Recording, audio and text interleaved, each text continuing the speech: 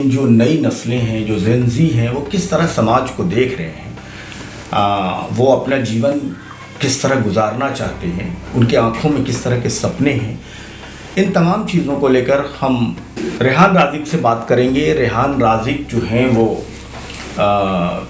Bihar board के Hindi medium के student हैं, लेकिन ये अंग्रेज़ी अच्छी बोलते हैं। जो बहुत सारे जो हिंदी मीडियम के स्टूडेंट हैं जिन्हें लगता है कि बस सीबीएसई के बच्चे ही अंग्रेज़ी बोल सकते हैं या अंग्रेज़ी जानते हैं, ऐसे बच्चों के लिए रेहान राज़िक एक सीख की तरह है। जो ये महसूस करें, जो वो कमतरी के शिकार होते हैं, हीन भावना के शिकार होते हैं, उनको ये एहसास हो कि नहीं, वो कहीं भी पढ़ रहे हों, किसी बोर्ड में पढ़ रहे हों, उनके अंदर एक इच्छा शक्ति है कुछ करने की, तो वो बहुत कुछ कर सकते हैं। हम इन तमाम चीज़ों को लेकर रेहान राज़िक से बात करेंगे। रेहान राज़िक, वेलकम टू विज़न आजकल। Thank you sir.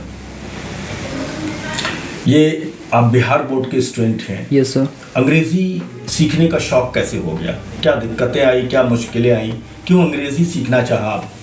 ज़्यादातर बिहार बोर्ड के बच्चे अंग्रेज़ी नहीं बोल पाते हैं।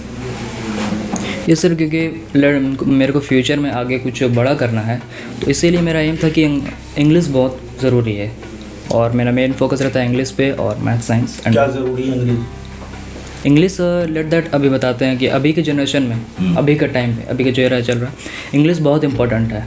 लाइक ह्यूमन के लिए जैसे कि ऑक्सीजन इंपॉर्टेंट हो गया ना, उसी तरीके से इंग्लिश का इंपॉर्टेंस हो गया इस टाइम पर। अच्छा मान के चलिए कि मतलब अच्छा परसेंटेज आता है या फिर उसके बाद वो कोई कॉम्पिटिटिव एग्ज़ाम्स देता है, फिर वो बाहर यूनिवर्सिटीज़ में पढ़ने के लिए जाता है या बड़े कॉलेजेस में जाता है, तो वहाँ अगर आपको बच्चे को पढ़ना है तो उसको इंग्लिश जानना होगा, क्योंकि वहाँ टीचर्स आपको हिंदी में नहीं समझाएंगे, फुल इंग्लिश रहेगा, फुल पैटर्न इंग्लिश में समझना होगा।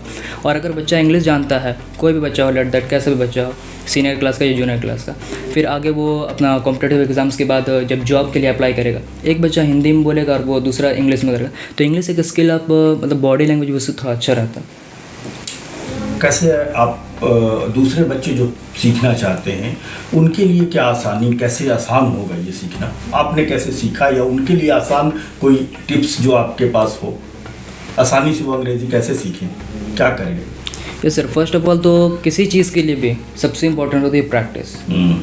कोई भी चीज़ अगर आप कर रहे हैं, मान के लिए लेट दैट कोई सिलेबस कंप्लीट करना कुछ भी, तो आप दिन में कम पढ़िए, लेकिन जितना पढ़ें उतना माइंड में होना ज़रूरी है।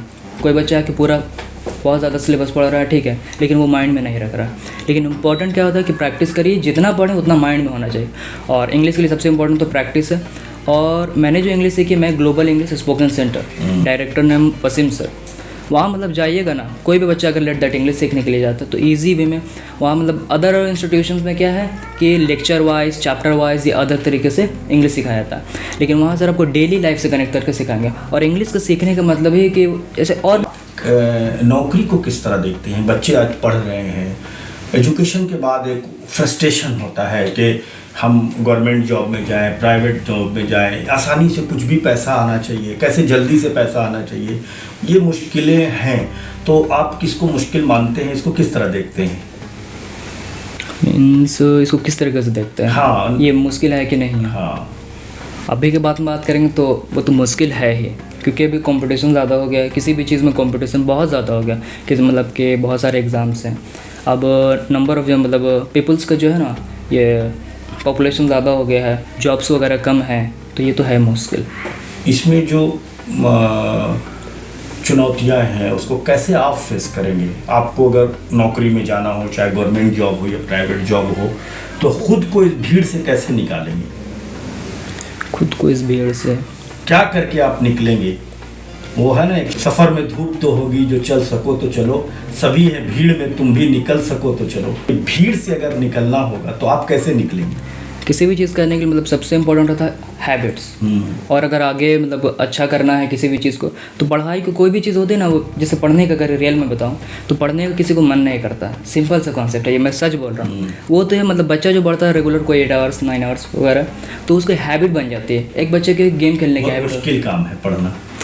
लेट दैट मैं सही बता रहा हूँ। देखिए, पढ़ने का कुछ लोग होते हैं पढ़ने का मन करता है, लेकिन जो बच्चा लगातार पढ़ता है ना, उसकी हैबिट बन जाती है। चलिए, क्या बनना चाहते हैं? अभी तो आप सफ़र में हैं, शुरुआत है, क्या दिल कर रहा है, क्या बन जाए? किनको देख के आप इम्प्रेस हो रहे हैं? अभी तो आगे कुछ है नहीं सर, अभी जैसे टेंथ नहीं, बगैर ख्वाब के कहते हैं ना, वो कलाम साहब कहते थे कि सपने वो नहीं है जो सो कर देखे जाए, सपने वो हैं जो खुली आंख से देखा जाए। तो कुछ सपने तो होंगे ना। सपने तो हैं सर, लेकिन अभी बताना चाहिए, सपना नहीं बताना चाहते हैं। बस सिंपल ये कारण है। तो बाद में दोस्त लोग मजाक उड़ाएंगे क्या कि यार तुम डीएम बनने के लिए बोल रहे थे। तो नहीं वो नहीं, सपना अगर ले लिए हैं तो करना है। कितना टाइम लगेगा कोई दिक्कत नहीं, वो अचीव करके ही रहना। मान लीजिए आप कुछ बनेंगे, यस सर। ठीक है, हम नहीं कह रहे कि वही बनेंगे। Yes, sir. अगर आप कुछ बने तो क्या बनना पसंद करेंगे? बनना, हाँ, क्या बनना पसंद करेंगे? हाँ। अगर बनने के लिए बनना है तो पॉलिटिक्स में जाना चाहेंगे या एडमिनिस्ट्रेशन में जाना? एडमिनिस्ट्रेशन, पॉलिटिक्स नहीं सर। क्यों? पॉलिटिक्स क्यों पॉलिटिक्स में क्यों नहीं? सारे पावर तो उन्हीं के पास है, सारे आईपीएस आईएएस तो उन्हीं के लिए खड़े रहते हैं। पॉलिटिक्स में है सर, लेकिन जो पावर एडमिनिस्ट्रेटिव का है ना सर, वो किसी का नहीं है। क्या है और उसमें क्या नहीं है? पॉलिटिक्स में है, पहले तो देखिए कि अभी तक देखेंगे तो पॉलिटिक्स में मतलब कोई उतना अच्छा डिग्री लेकर या नॉलेज स्किल्स वाला नहीं जाता, उसमें एक्सपीरियंस वगैरह चाहिए, ठीक है। लेकिन पावर एडमिनिस्ट्रेटिव, तो वही है। रियल पावर अगर देखा जाए तो एडमिनिस्ट्रेटिव में है सर। अच्छा, अगर कुछ देखिए, मान के चलिए लेट दैट बताते हैं अभी हमारे पीएम भी हैं, पीएम हैं और भी अदर ऊपर सी। चलिए हम वहाँ तक नहीं जाएंगे। आप पहले ये बताइए कि आप अगर एडमिनिस्ट्रेशन ही में जाना चाहते हैं तो क्या बनेंगे? एडमिनिस्ट्रेशन, पोस्ट आपको मतलब एडमिनिस्ट्रेशन में जाना है तो टॉप लेवल में जाना है सर। क्या? DM, collectorate. अच्छा, मतलब यूपीएससी करेंगे? Yes sir. क्यों? उसका पावर बहुत अलग है सर। Power yes. क्या बदलाव लाएंगे? पावर तो लोगों के पास, बहुत लोगों के पास है। पावर से ऐश कर रहे हैं, सुख भोग रहे हैं। Yes, sir. आसानियां हैं उनकी ज़िंदगी में। कोई गेट खोलता है, आपको बहुत अच्छा लगता होगा देखने में कि कोई कलेक्टर का गेट खोलता है, तब वो बैठते हैं, खुद से गेट बंद भी नहीं करते, खोलते भी नहीं। ये अट्रैक्ट करता है, लेकिन उनकी वो जिम्मेदारी नहीं है, उसके लिए वो बनाए नहीं गए हैं। Yes. आपको क्या लगता है किसके लिए बनाए गए हैं वो? उनको कि अपने लोग मतलब पीपल्स जो है उनके नेटिव सिटीजन्स हैं, उनको सर्विस देने के लिए, उनकी हेल्प करने के लिए, उनके लिए 24/7 अवेलेबल रहा है। Very good. तो आप क्या बदलाव लाएंगे? उनके लिए क्या करेंगे? कैसे बदलाव करेंगे? मतलब जिस तरीके की हेल्प चाहिए कैसे? सिटीजन्स को, आपके दिल में क्या आता है? मान लीजिए आप आ गए उसी पावर सबसे में, पहले तो देखिए सर, मैं उसी पोस्ट पे स्टूडेंट। आप हैं। Yes sir. मान लीजिए आप कलेक्टर हो गए। Yes sir. क्या निर्णय लेंगे? निर्णय तो सबसे पहला एक्शन रहेगा डेली नीड्स जैसे कि इम्पोर्टेंस है, और उससे भी पहले सबसे इम्पोर्टेंट रहेगा एजुकेशन में। एजुकेशन देखें तो बिहार का मतलब इंडिया में सिर्फ कुछ ही स्टेट्स का एजुकेशन लेवल मतलब लिटरेसिटी रेट और एजुकेशन स्किल्स हैं, बाकी अदर स्टेट्स में नहीं है। अभी तो आरोप लग रहा है कि एजुकेशन सिस्टम बहुत महंगा है, हर साल सबसे पहले काम रहेगा किताबें बदली जाती हैं, यस सर। एनरोलमेंट होता है, न्यू एडमिशन के नाम पे पैसे लिए जाते हैं। तो जो मिडिल क्लास है उसको लगता है कि ये उनके साथ ज्यादती हो रही है, आवाज़ें भी इसको लेके उठ रही हैं। तो आप कैसे देखेंगे? क्या बदलाव, कैसे रोकेंगे इसको आप? ऐसा प्राइस रहेगा कि सारे लोग अफोर्ड ईजिली कर सकें। हमारे इस कन्वर्सेशन में आए, बहुत अच्छा लगा, बहुत अच्छी बातें आपने कही।